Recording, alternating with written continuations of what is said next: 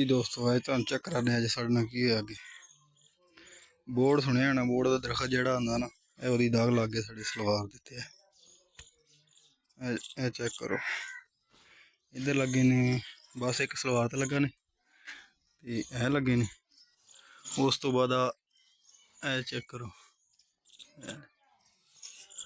इतने लगे ने एक जेब तो लगा नहीं ये तो थोड़ा जहा मलिया छलिया तो गंदा हो गया।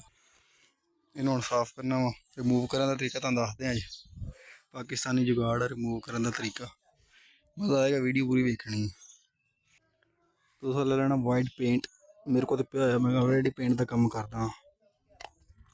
चेक करो इनू हिला लेना मिक्स पेंट ये पाकिस्तानी तरीका है। बोर्ड के जोड़े जड़ा के दाग होंगे ना दुध च होया सी तो बोर्ड का तो वो जोड़ा ना बड़ा पक्का हो गया वो उतरता नहीं पिया। तो हूँ मैं पाकिस्तानी जुगाड़ लाऊंगा चेक करे जी मज़ा आवे तो लाइक शेयर लाजमी करना वीडियो। हूँ कोई बंदा नहीं मेरे को है जोड़ा मैं ना तुहानू विखा सके सब देखो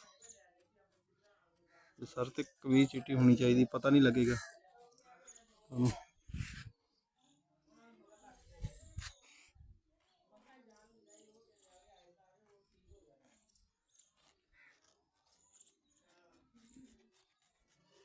ये हूँ उदा लाते नहीं पे धोते बलीचा शलीचा बथेरिया लाइया ये नहीं खत्म होंगे ये हूँ खत्म हो जाएंगे। इन्होंने पता नहीं है भी पाकिस्तानी की कुछ कर सकते हैं। वीडियो पसंद आए लाइक शेयर लाजमी करना तो सबसक्राइब कर दे चैनल अगर नवे आए जे तो भी चेक कर दें जी अस पाकिस्तानी है ना फिर रहते कोई नहीं सब पंगे लिया बगैर। मैं तुम बना करके विखाना वीडियो मैं कला बंदा हाथ फड़ा जो मैं ना वीडियो बनावा एक मिनट ठहरो।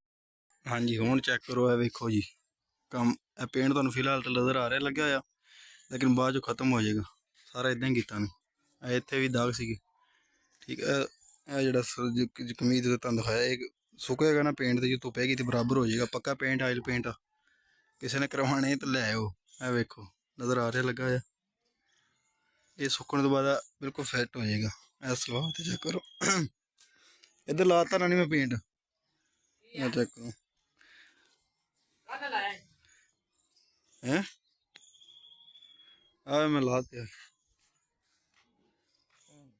सौके सही हो जाना पता नहीं लगना उदा लथने को नहीं सी इदा गायब हो गया नहीं मैनू कोई पता सी जो पक्के होंगी दाग हूँ खत्म हो गए